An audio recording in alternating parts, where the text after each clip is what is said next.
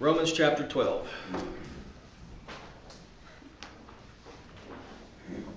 I was going to do the another part of last week's message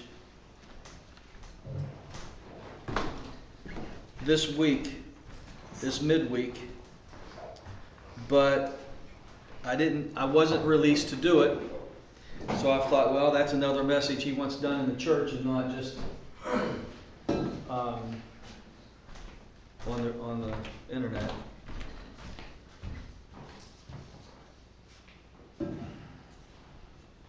Would Daniel not do his job? No. You walked right by that, didn't you? Doc is paying. Right. Well, the Periscope people's going to be thankful for that. Is that good? Yeah, we're good. Okay. All right, Genesis chapter 10 and Romans chapter 12. We'll start at Romans. Now, this is Paul, mind you, who is the grace preacher, who knows the new covenant, wrote 2/3 of it, speaking to us here.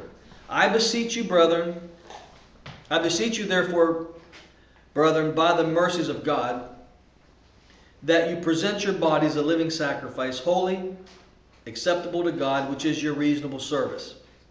I want to zero in on verse 2. And do not be conformed to this world.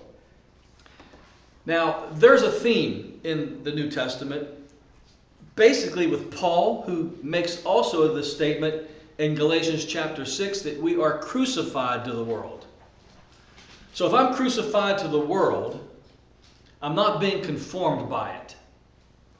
John writes a lot about the world. If you love the friendship with the world is enmity against God, do not love the world or the things in the world. Jesus said he pronounced judgment on this world. And there's other scriptures. And Paul here says, don't be conformed to this world, but be transformed by the renewing of your mind, that you may prove what is that good and acceptable and perfect will of God. So, Paul's telling us here in verse 2 not to be conformed to the world. I want to read this in another translation that might help you understand that a little better. This is a very popular translation concerning this scripture. Everybody uses it, so you've probably heard it before. It's the J.B. Phillips translation of this verse. And it says, don't let the world around you squeeze you into its own mold. Let that sink in. Don't let the world around you squeeze you into its own mold. I'm going to stop there a minute. Let me see what the Amplified says. My Amplified Bible here. Can't remember what it says. It might help us, it might not. Romans chapter 12 on the Amplified, we'll see what it says.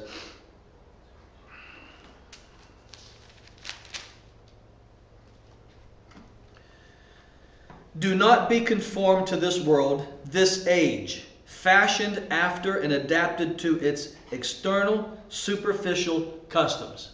That's not bad. So J.B. Phillips is good too.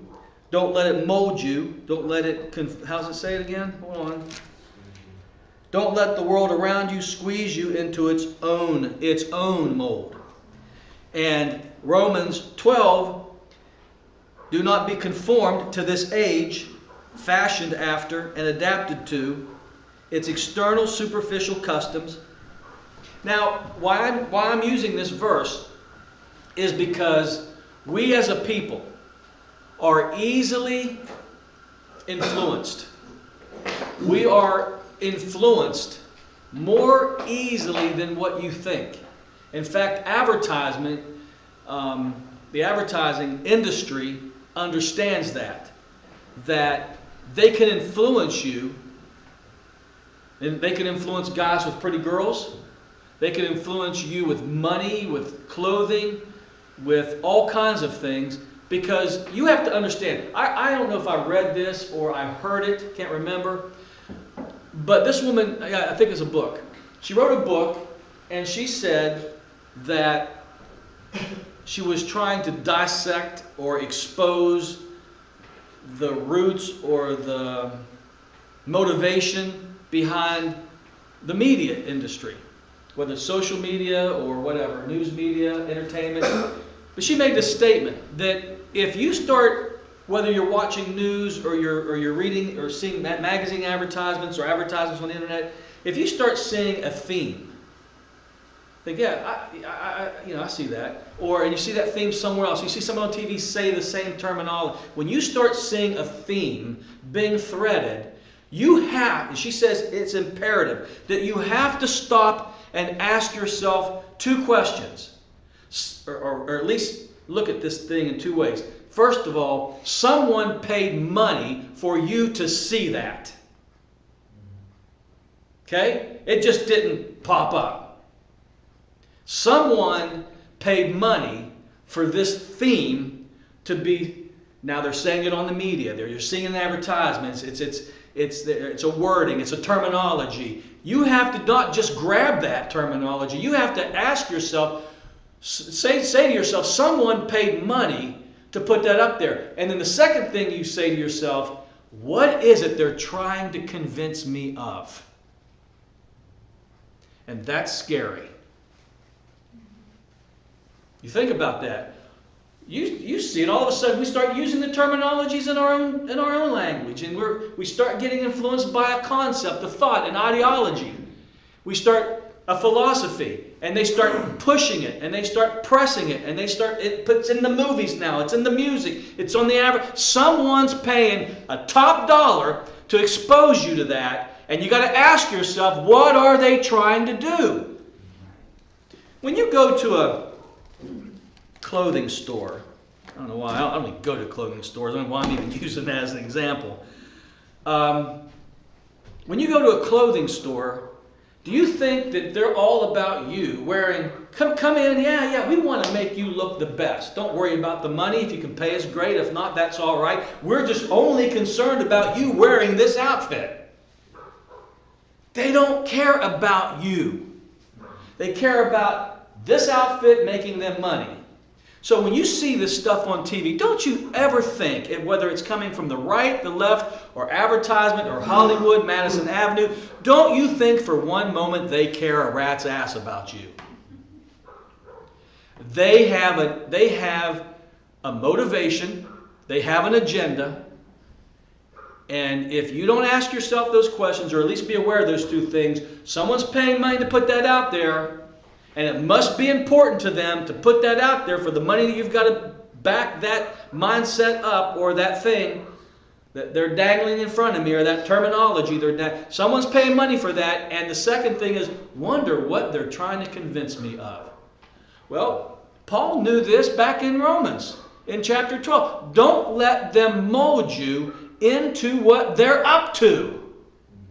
No one's out. And you got to get this. No one is out for your best interest in the world. No one is. And we sit in front of that television and get influenced 6 to 8 hours a day.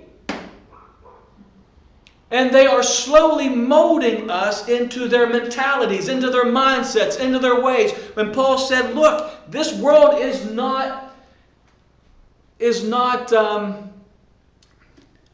out for your best interest, basically. Be crucified to it, because what they're dangling in front of you, what they're trying to convince you of, is not going to help you concerning the new man. And that's what we're talking about. So I'm going to read that some more here, but I want to refer you to the board again. Now, if you're looking, if you've been here you haven't seen this board, what we got here is the tree of life and the tree of knowledge of good and evil. This is the beginning, the Garden of Eden.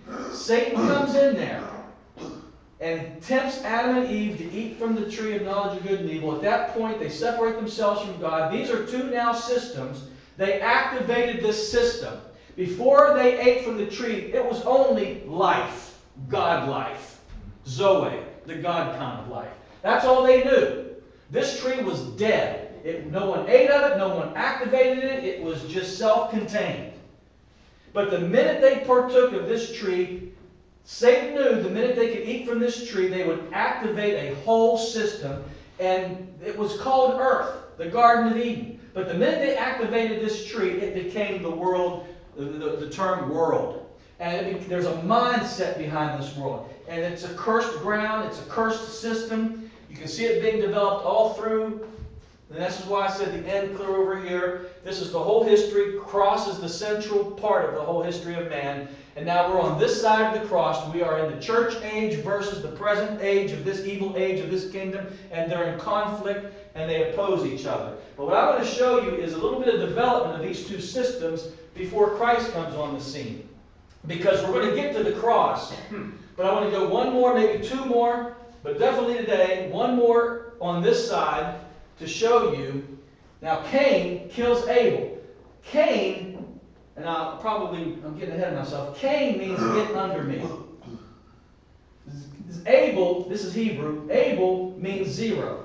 Now what's the difference between zero and get under me? Cain is all about getting the upper hand. Cain wants to be on top of people. In other words, rule people. And how do you get people to submit, to be subservient to you? By influencing them, by dangling things in front of them, coercing them, manipulating them, intimidating them, dominating them.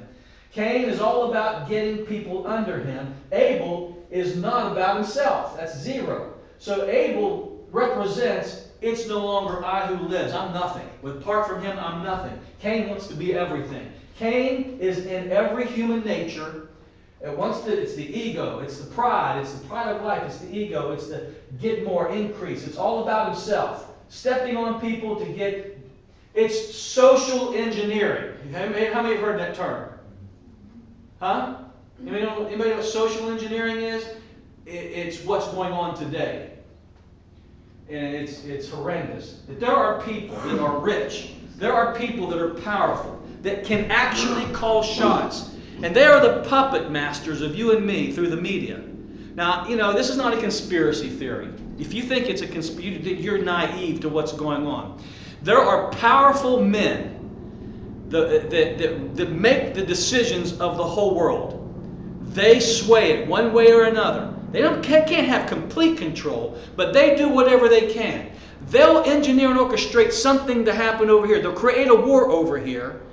And then they'll create some. Isn't it amazing? Again, I don't know. If you followed the Las Vegas thing, do you realize no one's talking about it anymore? And it is the worst thing that happened into this country for how many years when it comes to that kind of attack? And isn't it amazing that, and again, no conspiracy theory, this is just stuff that runs through my mind. Is here we've got, and now we don't talk about it anymore, and then Weinstein's the big thing. What if there are actors behind all of this? And they know how to push our buttons. They know how to dangle things in front of us. They know how to manipulate the media. Hey, look what I'm doing over here, but don't ever look at what this hand's doing. And if you don't think that stuff's going on, and I could see these guys, this is Cain, man. This is Cain looking, these are, if you've got billions of dollars, and they do, you can about do anything. Especially if you got the majority of the media behind you.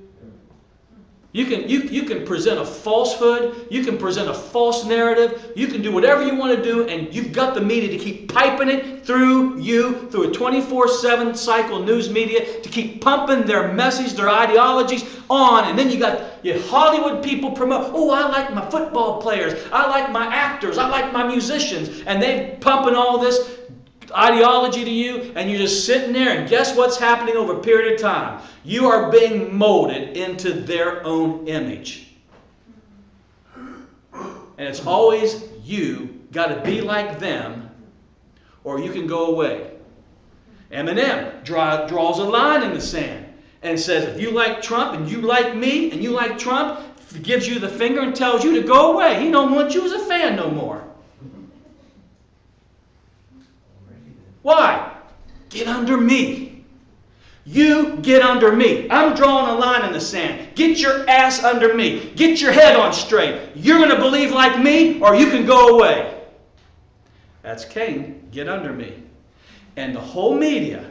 And if you don't see what's happening and God doesn't open your eyes, you're a stooge who's going to be deceived and lulled asleep by their message and their mandate, and you're a slave to that message.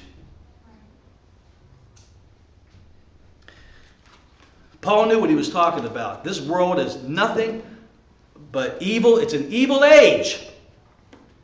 Why would we want to engage the evil age? Let me just read this again. Romans chapter 12, verse 2. Don't let the world around you squeeze you into its own mold, but let God remake you.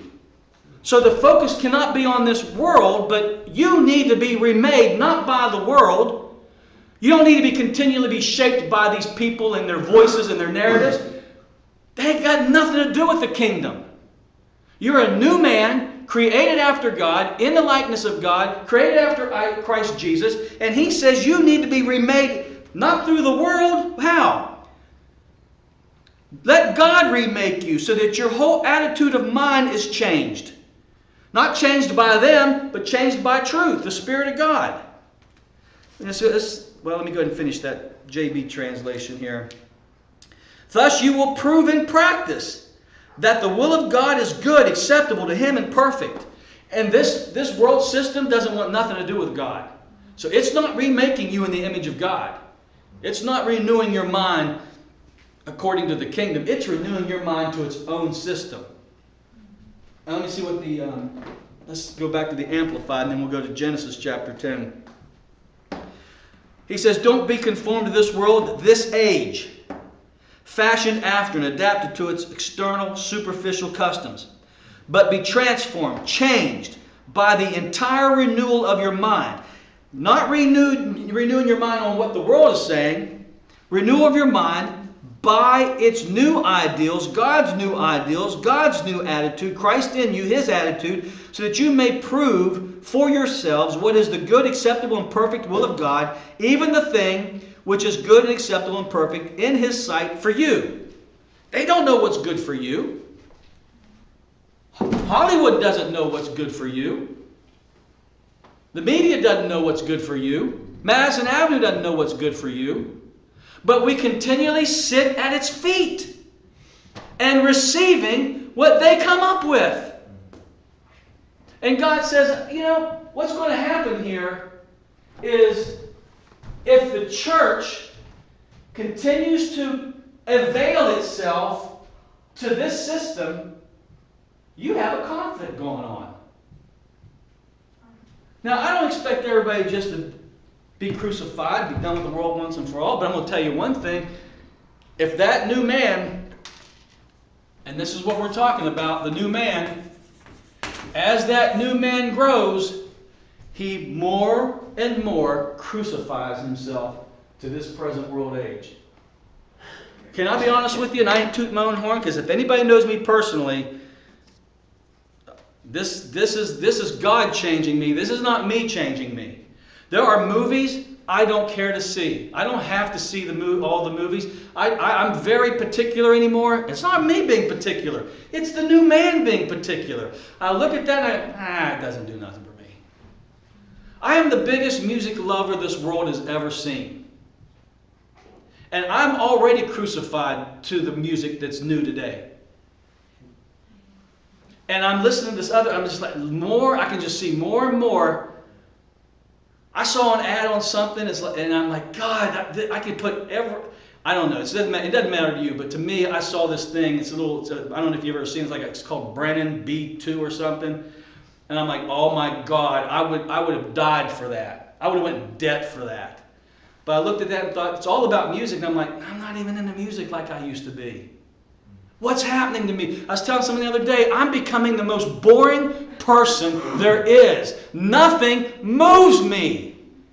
What is happening to me? I don't like it. And yet I can see what's happening. The new man is becoming more and more disinterested in what this world has to offer me, because I know it's not beneficial to me. Paul said all things are permissible. All things are allowable, but not all things are profitable. Not all things are expedient. And I find that out. I'm like, I'm free to do this. I'm free to go over there. And then I find out, no, that didn't do nothing for me. It used to. I didn't make the decision that thing doesn't do nothing for me anymore. I said this morning, God help me, I had about a half an hour to kill, so I got something to drink and just sitting there in front of it. Started going through some of the Christian television, which I know better than that, but I'm like I've said, I'm a glutton for punishment. Hoping that maybe someone breaks through with something good. I sat for 10 minutes and watched this guy dissect porn. How bad porn is. And gave all facts and datas of how it affects a marriage, how it affects a person's inner identity, and blah. And I'm thinking, okay, yeah, that's really going to stop me from watching porn. Seriously. Oh, I can see guys going, wow, I didn't know that. That really affects me in this area. You know what? I think I'll just stop today. That makes sense. Go back to Nancy Reagan. Stop. Don't do drugs. Say no. Like, never thought of that concept. No. Wow. Okay, let's say no to drugs. Really? So now we're dissecting sins. Let me tell you, what would you feel if I got up here and gave an hour on the bad effects of porn? This just makes you just go out. When you put the law out there, it makes you just want to do it more. So next week we're going to talk about the bad effects of gossip. What gossip does in a church. What division does in a church. Like that. Oh, I didn't know gossiping really hurts people's feelings if they find out I said that. Wow, I never was taught that. I think I'll stop gossiping.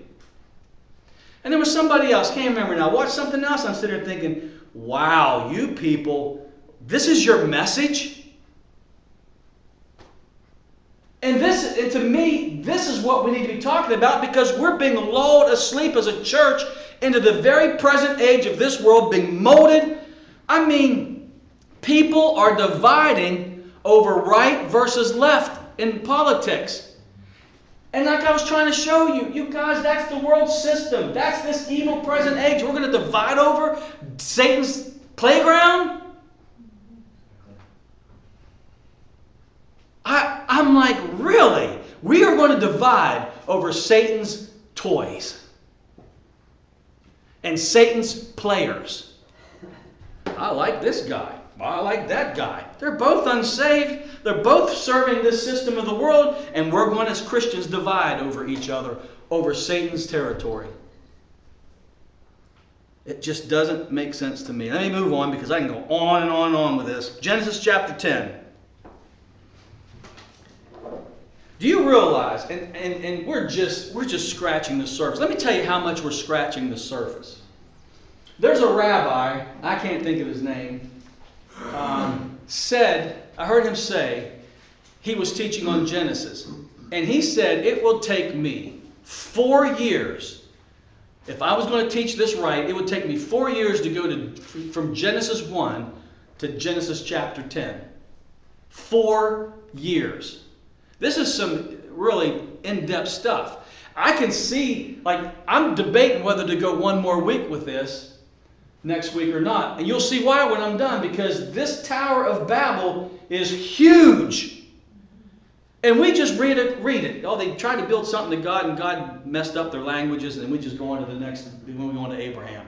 Wait a minute. It's like the two trees. We in Sunday school, the Sunday school teacher said, well, they ate from that apple, and then they died, and that was about it. Sin came into the world, and then they go on to the next. Like, do you understand, if you've been with me long enough, you know how in detail those two trees are? I still am studying those two trees and getting blown away by the things I'm finding out of the contrast of those two trees. Crazy. So this Tower of Babel, we could go on, and Nimrod and all this, but let's hit it. Genesis chapter 10.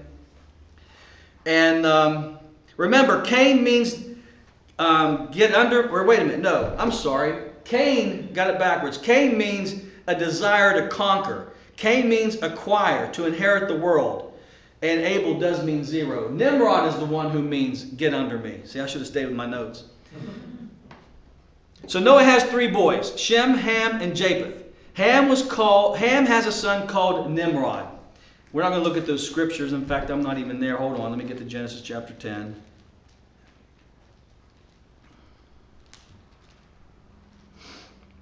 Told you to get there, and I didn't get there. Isn't that like preachers tell you one thing and they do the other? Preachers don't do what they preach. Genesis chapter 10. So Nimrod is the son of Ham. Nimrod means get down, I'm going to be above you. And having the seed of Cain, which is to acquire, to inherit, to grab things basically. Now, what's the Bible say? In Genesis chapter 10, look at verse 8. Cush begot Nimrod. Nimrod is Noah's grandson. Nimrod, he became, what's it say?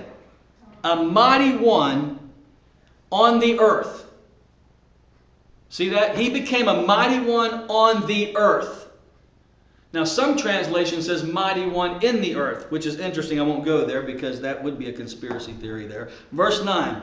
He was a mighty hunter before the Lord. Now why would he call out that he would be a mighty hunter on the earth? Everybody hunted on the earth. How do you think they ate? There weren't restaurants. Everybody hunted to some degree. So why do you think he would bring out? Now, this is where you get into a lot of the Hebrew understanding, which that's what the Old Testament was written under. We come with an English, Western mindset to understand the Hebrew. And we miss a lot of stuff. You're going to see what you've missed, hopefully. So it says he was a mighty hunter before the Lord. Let me ask you a question. Why does he bring forth mighty hunter when everybody was a hunter? What do you think of when you read he was a mighty hunter? You think of him out there killing tigers and bears, things like that, right? That's not, it includes that. But when you understand the nature of Nimrod, it doesn't mean that. Because God's like, why would God bring out? He was a hunter. All right. Everybody was hunting food back then. It doesn't solely mean hunting as you're familiar with. It's part. But listen to what in the Hebrew it means. He was out to seduce people. He was hunting people. What's a cult leader do? He hunts people. And how does he get people under him? He seduces them. How did Charles Manson get those people to do what he did? How does Charles Manson get the little following that he did? How did David Koresh get the following he did? How did Jim Jones talk 900 minus 1,000, a little under 1,000 people to go to a country, leave everything and fly to another country and talk them into drinking Kool-Aid? How do you do that? Those people weren't out working McDonald's 8 hours a day. They weren't working for a living. They were hunting people. They were out to get people to seduce them, because what does Nimrod mean? Get under me. Mighty hunter means I'm looking for people to get under me. Make sense? Enslaving people to him. Getting people to be subservient to him. Hunting people. Fulfilling his essence. Getting them to manifest his true nature. Get down and serve me by being like me. I will influence you. However I've got to do it, I will influence you. I will seduce you. I will get you to be under me. I'll create a cult of personality. Look at the world today. What do you think these people are doing when you watch their things on TV to get you to like them? Huh? I told you we went and saw this Pearl Jam concert, and years of listening to Pearl Jam. So yeah, they're in Pittsburgh, let's go. Yeah, we go there, and what do I have to hear but his liberal BS? Now, that's fine if you believe that. I don't believe a lot of the stuff I hear. I don't see myself conservative. So if he was a conservative, I would say I'd have to listen to his right-wing BS. Because I don't find myself on either side. I find myself on the side of truth. I'm not a personality follower. Okay, I won't die and bleed for a person, or a theory, or a philosophy, or an ideology. The only one I will give my allegiance to and my life for is the kingdom of God, Jesus. I understand the spirits behind all these. You think I'm going to engage that like the rest of the world and the church does? So there's a mindset today. Hey, you like my music now, but you're going to have to like my politics. You're going to have to like my ideology. And here are these people. Oh, I like him. He believes that. I believe that. That's what they want. Why do you think Hillary Clinton went to all the actors and all the entertainers to promote her during her campaign? Because they know they are what? Influencers. Everybody likes Miley Cyrus is going to vote for Hillary Clinton. They know we're that naive and stupid and shallow. They know we're not going to look at both sides and really diligently study the issues and come up with truth. We're too lazy to do that. And they know that. So they parade these actors and actresses and these personalities in front of us, and we will vote according to our favorite athlete, our favorite singer. Because we're being molded, shaped after what they want. So they're like, get under me. Believe what I believe. And you know, the church is no different. The church is no different. There are churches today that if you were in and they found out your lifestyle looked like this or looked like that, or if they found out you were a liberal or you were a Democrat and you were a Hillary supporter, they would marginalize you. Because they want you under, the pastor wants you under him. He's got Cain in him. He's got Nimrod in him. Most pastors are building their own kingdom, if you want to know the truth. They're creating their own following. I'm of John Hagee. I'm of Joyce Meyer. I'm of the Assemblies of God. I'm a Baptist. And we'll divide over denominations. That church down there, I don't know, dude, don't go down there. They believe in tongues. Don't go over there. They believe in end times. Believe like me. Did anybody here ever heard me, one-on-one or from this pulpit, ever tell you what to believe? I'm the original Fox News. I'll give you what they're saying. I'll give you what these people are saying. I'll tell you what the Bible says. And I'll give you everything that I know. But you got to ultimately decide. And I don't care whether you believe me or not, or engage in what. What is that to me? That you walk out of here today going, I disagree with him. I think he's totally off the wall. What is that to me? Absolutely nothing. Jesus wanted to go into a particular town and teach his doctrine. They said, we don't want anything to do with you. And he's like, all right, let's go to the next town. What is that to him? I'll just go to the next town. Someone out there will believe it. You got to find out truth for yourself. But the last thing I want you to do is believe it because I say so. You do that. Yeah, but I believe like you. I don't want you to believe like me. I'm not Nimrod. I ain't building anything here. You don't got to get under me. You just got to get under him and let him teach you truth. So it means Nimrod, it means to follow his vision, be enslaved to him as he conquers you. And that's pretty sad. Go to Genesis chapter 11.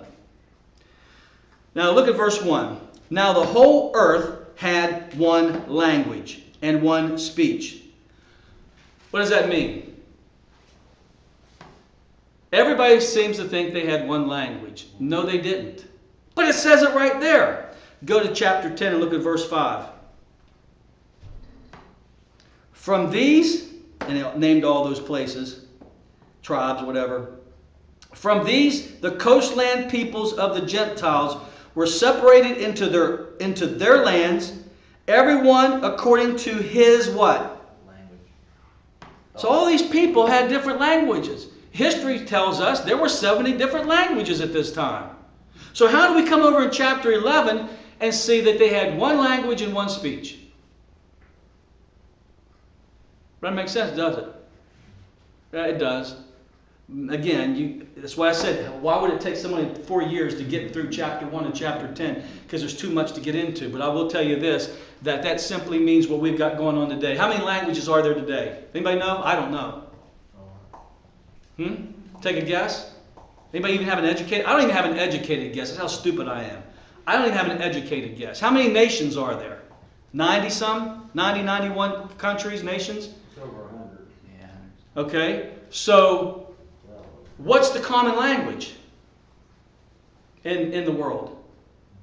English. I mean, you go to any country, they're teaching English because that's the common language. That's what we have here. They had 70 different languages, but there was one everybody knew that countries and foreigners can converse, like we do today, English. Now, that's not completely true because I can go to Mexico and not find people speaking English. But anybody that goes to college or to school, they teach English.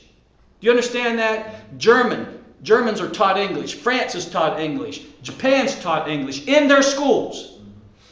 Because that's the common language of the earth for some reason. Why? I don't know. That's just how it is. It's like Greek. You had Jesus, who was Jewish, who was Hebrew, speaking Greek. But he also spoke Hebrew. Greek was the common language of the day. And that's why the New Testament was written in Greek, was because that was the common language. And even that's phenomenal because there's no language like the Greek. The Greek, we say, I love pizza. What does that mean? But the Greek has 3 different, and maybe even more from what I understand, 3 definitions of love. Phileo, agape, eros. So they know when you say I love pizza, they know you mean that sensual thing. You know, I love Ron, but they know that's not sensual. They know that would be a friendship. That would be phileo. But just to say the word love, you need to define, what do you mean you love it? Which love is it? Well, the Greek goes right after it. It's so detailed. And God used the most detailed language to write the new covenant with so we wouldn't miss things on particular words. So that's not an accident. Anyway, but it's like English today. So 11:1, now the whole earth had one language and one speech.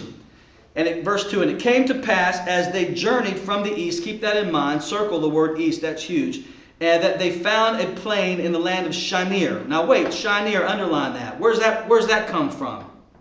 Shinar. We find that's the land of Nimrod. Look at verse 10.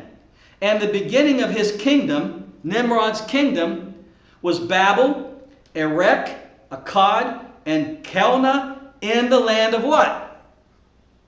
Shinar, or Shinar. So when it says that they all journeyed from the east to Shinar, that's where Nimrod set up his headquarters, where he built Babylon. Babel, the Tower of Babel. Just watch how this plays out. So they had one comprehensive language that worked for everyone. And then, and I'm bouncing all over the place, but let's jump to verse 3, and then we'll get back to these other verses. They'll come into play later. Then they said to one another, now, he's already got his following. He's already used the media. He used the athletes. He used ESPN. He used Hollywood. He used the music industry. He used the liberals. He used everything. He's got his following. Now watch what happens. Then they said to one another, come, let us make bricks and bake them thoroughly. They had brick for stone, and they had asphalt for mortar. Now look at verse 4. And they said, come, let us build ourselves a city. Now stop. This is backwards. In the Hebrew, you've got to put verse 4, before verse 3, or it's not going to make sense. And again, I'm not a Hebrew scholar, but I do the best I can when God's showing me. I try to find out what these Hebrew, whether they're rabbis or they're scholars or whatever they are, because I'm not a Hebrew. I don't understand this culture or this language. So I'm relying heavily on scholarship at this point. But it's really good. They said verse 4 has to come with verse 3. So let's read verse 4 first, then go to verse 3. And they said, come, let us build ourselves a city. This is Nimrod. I'm going to build something to get people under me. I'm going to build a ideology. I'm going to build a city. I'm going to build it politically, educationally, entertainment, arts, literature. We're going to build something big here that I can rule over, right? And a tower whose top is in the heaven. It would even be a religious thing as well as political. Let us make a name for ourselves, because they don't. Well, that was all of what Satan wanted to do: overcome God and put His name above God's name. This is the mind behind this system. It's Satan coming out of the Garden of Eden, the tree of knowledge of good and evil. It starts at Cain, goes all the way and works itself to Nimrod. You see that? Now, watch. We're going to build ourselves a city. How are we going to do it? If you don't hear anything, this message today is being played out in front of your eyes in this world system. Remember when I said, why do they want me to see that? Who paid money for me to see that and hear that? And then why are they trying to get that into my mind? Why are they trying to convince me to believe that way?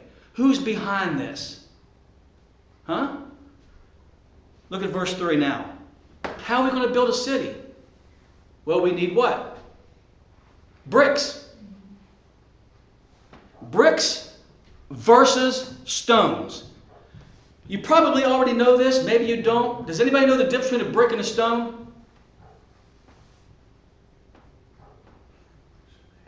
You know, you don't have brick roads today, but when I was a kid, Fairmont had a bunch of brick roads.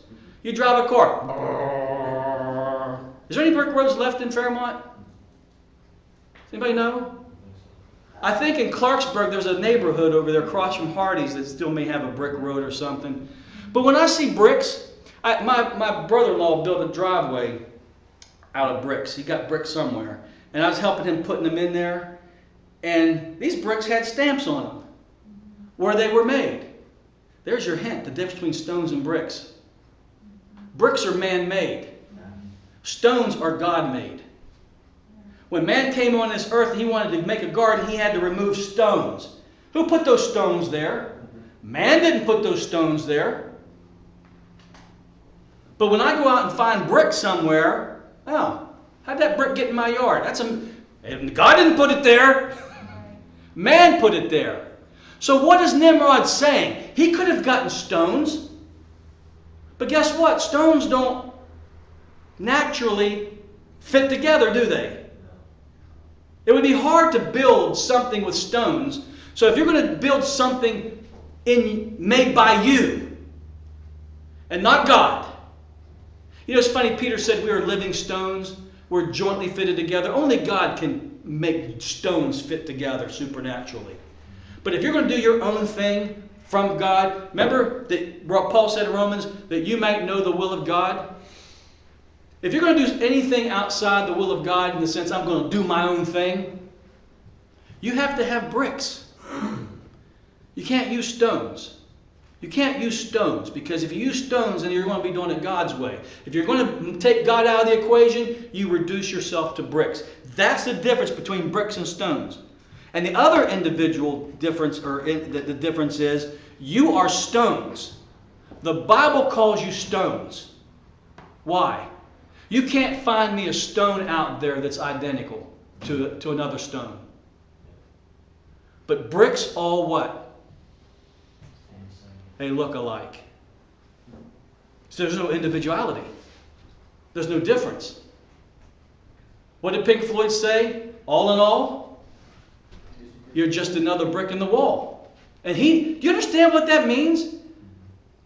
I'd like to talk to him, but if he follows that theme, what he's really saying is the government is trying to make you all look alike, act alike, be alike, and they were fighting and still do socialism. Because he's from Great Britain, he's from England. Pink Floyd is from England. And they're socialism. And they looked and said they're treating us all the same. Why? Because if everybody does what we get, socialism is simply this: get under me. Everybody acts the same, looks the same, pays the same, everything's the same. There's no rich, there's no poor, everybody's identical. And you become just another brick in the wall. And that is not God's plan for you. Socialism, communism, does not see you as an individual. They see you as everybody coming together for the corporate good of the government. Everybody come together and share one another's wealth. We'll steal from the rich and give to the poor. We'll make everybody a brick. God ain't for that, because that kind of government or mentality, philosophy, whatever you want to call it, makes us all look the same, and then whatever government we're under makes us act the same.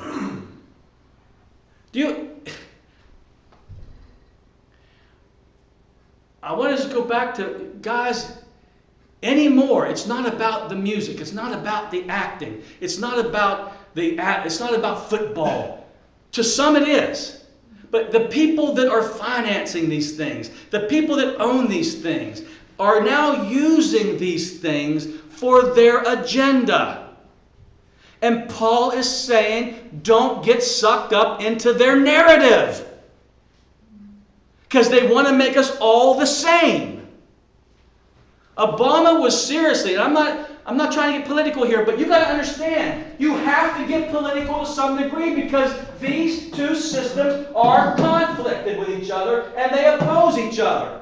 You can't get through this world without saying, man, what are you doing? Don't put that on me. I don't believe that message. I'm not part of you. And they're using everything they can for you to be part of them. They'll influence you, money, whatever it takes. Look at all these women in Hollywood. What did it take for them to become starlets? They had to do a lot of sexual things. You're finding that out to get ahead. And that some are saying that they sold their soul to the devil to get what they got. That's a system we don't want to be part of.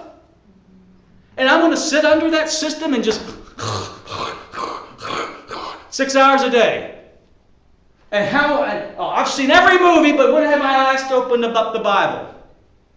When I really took a message seriously, where I took notes, where I really prayed over it, meditated, got a revelation on this thing, man. It's transforming my mind. I'm turning into Jesus. This is great. Versus, I just keep sitting at that TV. I keep listening to that music. It's just like this kid at a candy store, fat kid. Just, give me more, give me more. And I'm going to end up looking like them. How can you not?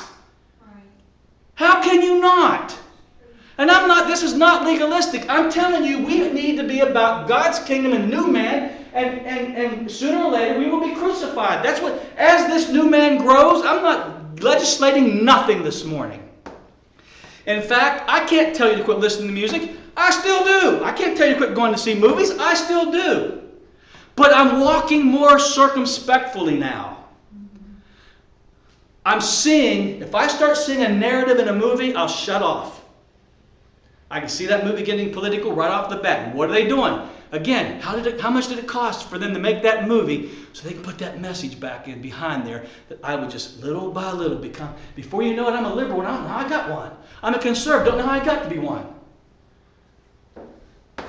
By feeding at their troughs is how you became one. But I don't care. I want to be a Christian. I want to be a real Christian. I want to be a follower of Jesus. That's the trough I'm going to be sitting at and partaking from.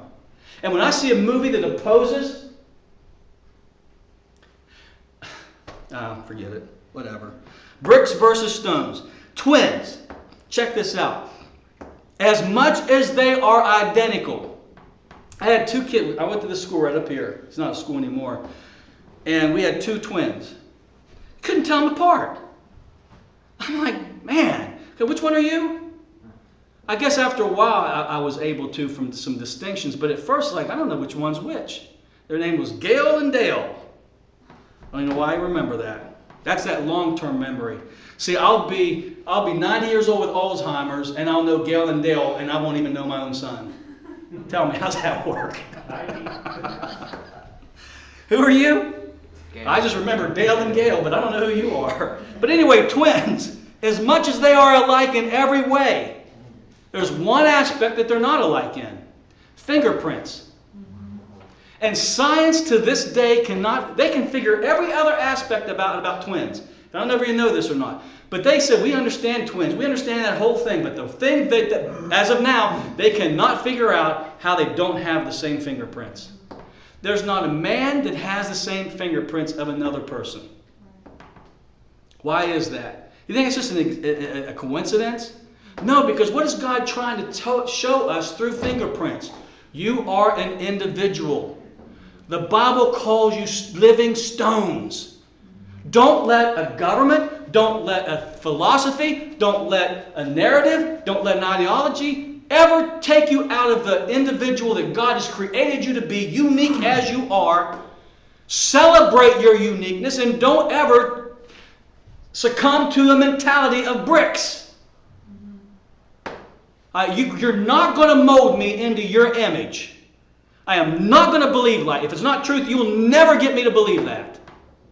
I'll never subscribe to that mentality because it's not truth. Make sense? Fingerprints are not biological, they're spiritual. Because that's the one part of that God uniquely puts out there to show our individuality. Maybe that's what the Bible means when it says we're touched by the finger of God. God is saying to each one of us, we're unique. We're individual people with a single purpose, called out to be creative as He is, designed to do what He's called us to do, and not do what other people are doing. You got to see yourself as unique. This new man there's nothing like you. If you get that, you won't want to be like somebody else. You won't want, you can have your heroes. What do we kids do? I'm going to dress up like Superman. Why? He's my hero. Halloween's coming up. Most people are going to, well, unless you got political, and you're not going to even have Halloween now. I wanted to be Pocahontas, but can't do that now. I want dreadlocks, but I guess I can't do that now because that's not culturally acceptable. And all of a sudden we go down through here, and now you realize they've screwed up Halloween? This agenda won't even let you have Halloween now. But anyway, who cares? You know, it ain't no big deal to me. But what did I dress up as? What I liked. But you'll never see a kid go out into Halloween as himself. He ought to be his own hero. You know, he won't because, see, I'm nothing like Superman, so I'll be Superman. No one's like you, dude. Be yourself. We don't like ourselves. People that are pale want to be tan. People that are tan want to be pale. Straight hair wants curly. Curly wants straight. Nobody wants to be themselves. Because this world says be like them. We are inundated with be like them. Never a message. Be yourself. Understand, you are created in the likeness of Jesus after the image of God. You're a new man, unique. God, the fingerprints proves that. But the world doesn't ever want to acknowledge your individuality. Because you're a threat to their agenda. Because if I don't become a brick, then I'm a threat. Because I will never allow you to mold me after your image. I'm a stone, man. I'm going to believe what God shows me. That keeps me a stone. I'm going to be who God wants me to be. That makes me and keeps me as a stone. But if I'm just one of these guys, well, I'll believe it because they believe it, I'm a brick. No use to God, but very useful to that world system as a brick. So we need to go out and create as God has created. God is a creative God. He made the heavens and the earth. He made us. Us in Him makes us creative. And they're always stifling your creativity. I don't believe that. Anybody that's in the media today, or entertainment, that doesn't line up with the prescribed narrative gets marginalized by advertisers and by groups, and where they cannot be on TV anymore. Look at poor Tim Allen. Had a #1 show on ABC and can't do that anymore. I told you last week, James Wood, who is a very good actor, says I can't work anymore in Hollywood. They've marginalized me because I'm different. See, they want everybody to be successful in Hollywood. You got to be a brick. You got to believe like they believe. You got to walk like they walk, talk like they talk. And if not, you'll never get in. And I named the actors last week of all the ones that are on the wrong side of the tracks from these people who can't get work. They just want to be themselves. What's wrong with that? Why can't I just be myself? Why can't I just believe what I want? Is that how you want to be treated when you walk through here? Or do you want me to, as a Hitler, meet you at the door and says, do you believe in predestination? Do you believe in eternal security? Do you believe in the end times? Do you believe in the rapture? Do you believe in post-trib, mid-trib, pre-trib, mid-trib, post? Where are we at? Is Jesus Lord? Do you watch porn? You can't come in here till I get you through that list. You've got to be kidding me. Well, sorry, you can't come in. That's no different than Hollywood right now. That's no different than in Washington, D.C. You cannot go to Washington, D.C. with a right agenda. Just ask Joe Manchin. He was blown away when he walked in there. He just said, I just want to try to represent my people here, and I'm not a Joe Manchin fan. I'm not anybody's fan. You understand? I'm no longer nobody's fan. I'm on the side of truth, wherever that ends up. But this guy says, I can't vote here because if I don't vote the Democratic way, then they're going to pump all their millions of dollars into this guy in West Virginia. And hey, we know, more ads, more money, you know, they're going to start talking trash on me. People are going to believe the lies. So I got to vote the way they do if I want to be part of the Senate for the next 18? Is that 2018? How do you go to D.C. with truth? No, right off the bat, you take the truth that you know and you put it in there and you become the brick of the right or you become a brick to the left. But don't you dare come in there as a frickin' stone. Don't come in there as some individual representing your state. Who the hell do you think you are? Huh? Isn't that what they did to Jesus? You become a brick, sir, of the Pharisees, or you're going to get crucified. You be like us, talk like us. You treat the Sabbath holy. You don't hang around tax collectors and prostitutes. That's going to get you killed, man. Did he become a brick? Don't let this world mold you into a brick. You are an individual in God. I'm telling you, this is in church too.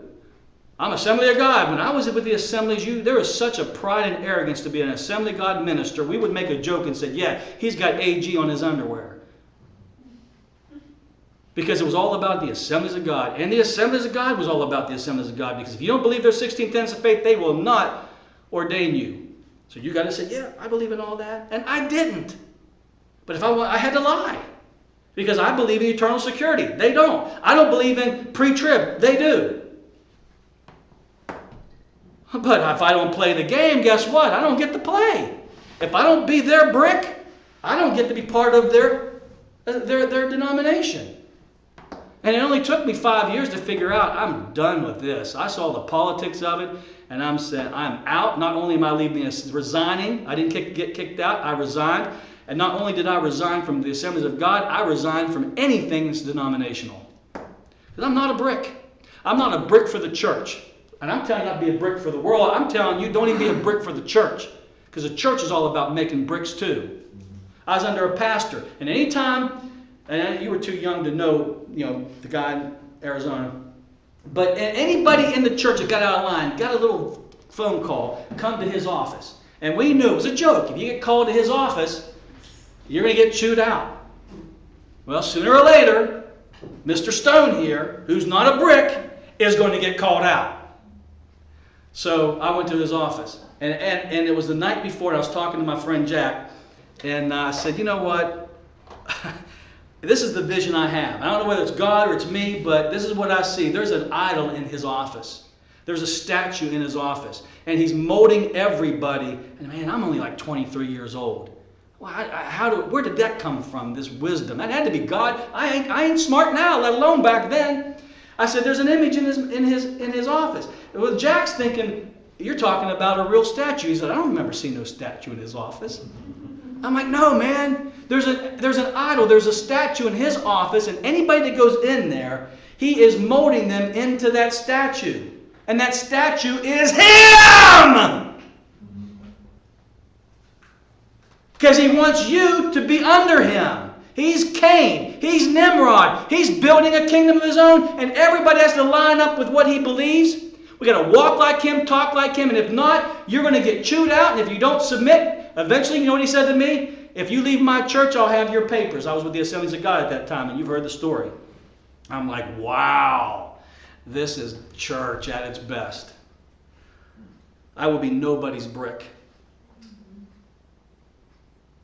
I'm not gonna. I will eat dust before I eat steak for being a brick. Sorry. And my family knows it. Zach knows it. I never played church games.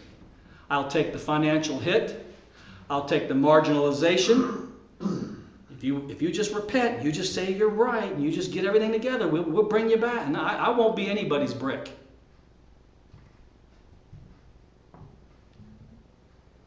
So, here's the interesting thing.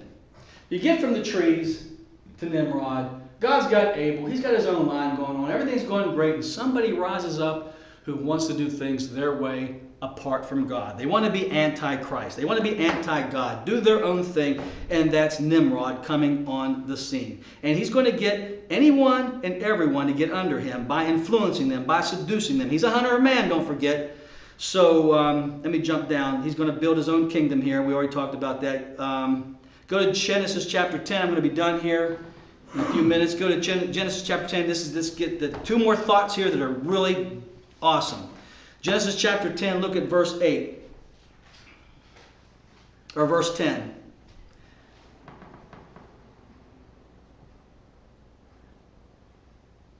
And the beginning of his kingdom was Babel. The beginning of his kingdom is Babel. The word the beginning in the Hebrew, you ready for this? It's what the Beatles sang. Revolution. And what's a revolution?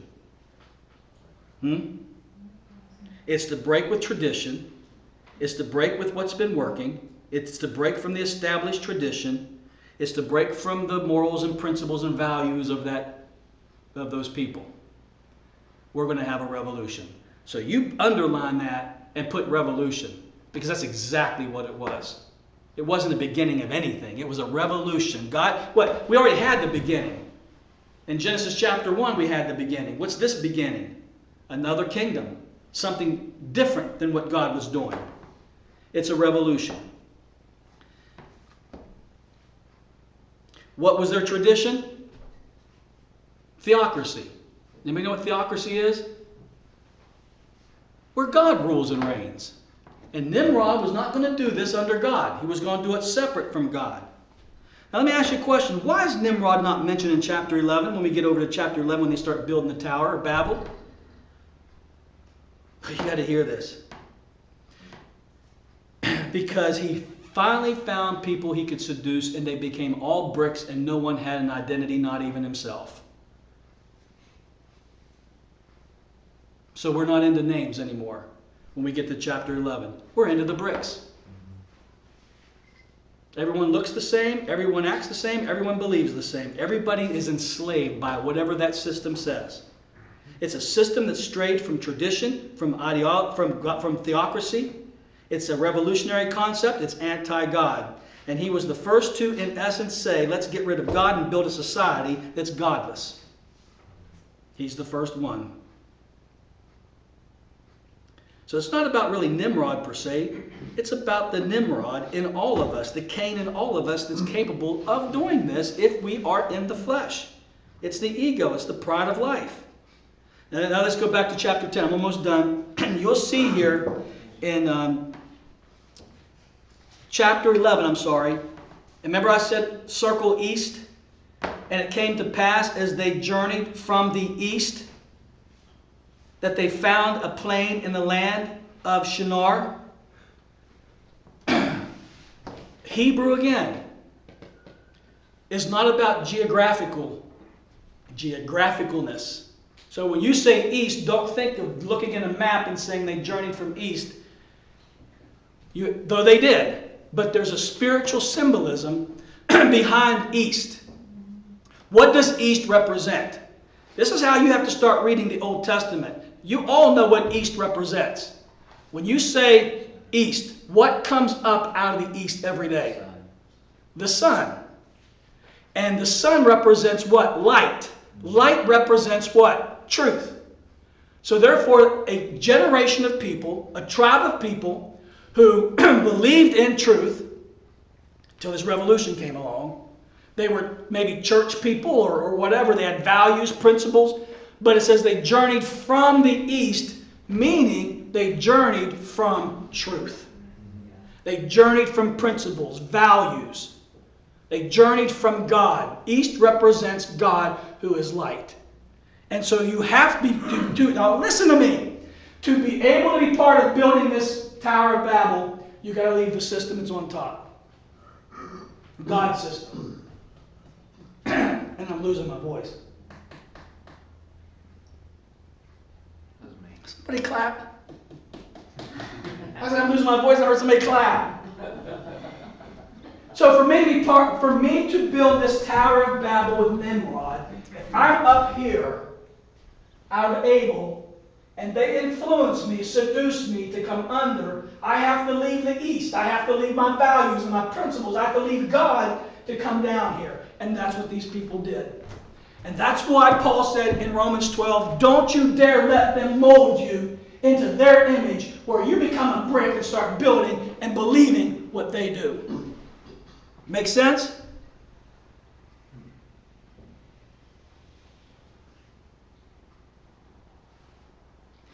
We'll continue this next week because I can't get done with this and I'm losing my voice. I have no clue why. We'll get more into the bricks and stones. I'll even tell you what mortar is, because this wasn't bricks, it's mortar. We'll get into that next week.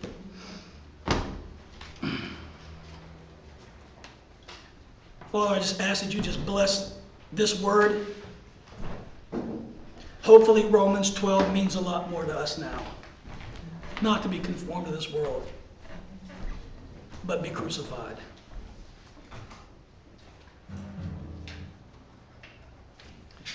I'm not asking anybody to give anything up. That's not what we do here. I'm not asking you to quit sinning. That's not your job. I'm just saying, understand this. If you keep hearing the message of faith and truth and grace, change is going to happen. Like I shared earlier with me. No one forced me into change. I didn't ask for change. It just happens. Hold on to radioactivity long enough, it changes your cell structure. That's what's happening. But while that transformation this transformation can't take place if I'm letting the world mold me into its image. Because Romans 8 says we are to be conformed to the image of Jesus, not the world. That's the main goal of Christianity, of God, is to conform you into the image of His Son, not a world system. Not to be lulled to sleep by all the crap that it is involved in. We're being delivered from that crap, not running to it. I got crap still in my life, but I'm not running to it. He's delivering me from it, from the corruption that is in this world. We are partakers of His divine nature. 2 Peter 1:4. If you're hearing a message that makes you run to corruption, it's the wrong message. Not my opinion. It's biblical. The messages we need to hear orients us to the kingdom and Christ, not the world system. Paul said it. The grace guy. Come out from among them and be separate, saith the Lord of hosts. Paul said that. Be crucified to the world. It's got nothing for you. It's the playground of Satan. Oh, it's enticing. That tree, it was the lust of the eyes, it was the lust of the flesh, the pride of life. Get you every time. Holy Spirit, open the eyes of our understanding.